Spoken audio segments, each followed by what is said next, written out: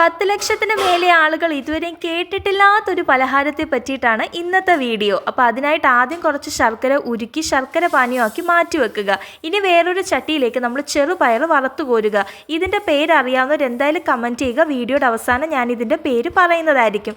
അങ്ങനെ ചെറുപയറെല്ലാം നന്നായിട്ട് വറുത്ത് കോരുമ്പോൾ ഈ ഒരു നിറമായിട്ട് മാറും. ഈ ഒരു സമയം നമുക്ക് മാറ്റി ഇതൊന്ന് പൊടിച്ചു വെക്കാം. പൂർണ്ണമായിട്ട് പൊടിച്ചെടുക്കണ്ട, ചെറിയൊരു തരിതരിപ്പ് വേണം. എന്നാലേ നമ്മളിത് കഴിക്കുമ്പോൾ അതിൻ്റെ ആ ഒരു രുചി കിട്ടത്തുള്ളൂ. കിട്ടില്ലം പലഹാരമാണ്, വെറൈറ്റി ഐറ്റം ആണ് കേട്ടോ. ഇനി ഇതിൻ്റെ രുചി കൂട്ടാൻ വേണ്ടിയിട്ട് കുറച്ച് സാധനങ്ങൾ കൂടെ നമ്മൾ ഇതിൽ ആഡ് ചെയ്യുന്നുണ്ട്.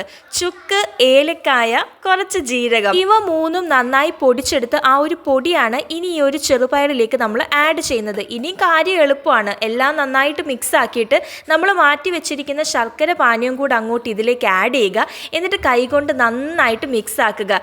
ഇപ്പോൾ തന്നെ ഏകദേശം കുറച്ച് ആൾക്കാർക്കെങ്കിലും സംഭവം എന്താണെന്ന് മനസ്സിലായി കാണും. ഈ പലഹാരത്തിൻ്റെ പേരാണ് മുന്തിരിക്കൊത്ത്. മോദകം പോലെ ഇരിക്കുന്നുണ്ടെങ്കിലും ഭയങ്കര രുചിയാണ്, ഒരു രക്ഷയില്ല. തയ്യാറാക്കാൻ എളുപ്പം. എല്ലാ വീട്ടമ്മമാരും എന്തായാലും ഇതൊന്ന് ട്രൈ ചെയ്ത് നോക്കണം കേട്ടോ. ഇനി നമ്മൾ ഇത് നന്നായിട്ട് ഈ ശർക്കര പാനി എല്ലാം മിക്സാക്കി ഉരുളകളാക്കുക. ഇനി ഇതിലേക്ക് വേറൊരു കാര്യം ചേർക്കാം കേട്ടോ. തേങ്ങയുണ്ടല്ലോ, തേങ്ങ കുറച്ച് വറുത്തിട്ട് അതും ഇതിലേക്ക് ആഡ് ചെയ്ത് നന്നായിട്ട് മിക്സാക്കി ഉരുളകളാക്കുകയാണെങ്കിൽ കുറച്ചും കൂടെ രുചി കൂടും.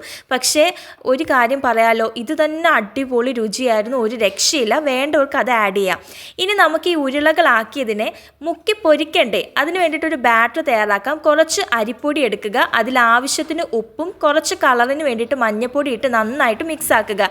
ഇനി ഓരോ ഉരുളകളായിട്ട് ബാറ്ററിലേക്ക് മുക്കിയിട്ട് നമ്മൾ നല്ല ചൂട് തിളച്ച എണ്ണയിലേക്ക് വേണം ഇങ്ങനെ ഇടാൻ. മോദക രൂപത്തിലിരിക്കും.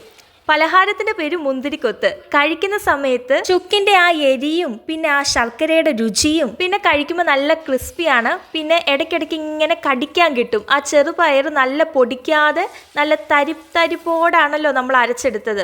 അപ്പോൾ അതുകൊണ്ട് അതിൻ്റെ ആ ഒരു ടേസ്റ്റും ഉണ്ട്. കിടിലൻ രുചിയാണ്. എല്ലാവരും ട്രൈ ചെയ്ത് നോക്കുക. വീഡിയോ ഇഷ്ടപ്പെട്ടാൽ നമ്മുടെ ഈ കുഞ്ഞു ചാനൽ ലൈക്ക് ചെയ്ത് സബ്സ്ക്രൈബ് ചെയ്യാൻ മറക്കല്ല്. ഇതുപോലെയുള്ള എളുപ്പ റെസിപ്പി വീഡിയോസായിട്ട് ഓടി വരാം. ടാറ്റ കൂട്ടുകാരേ.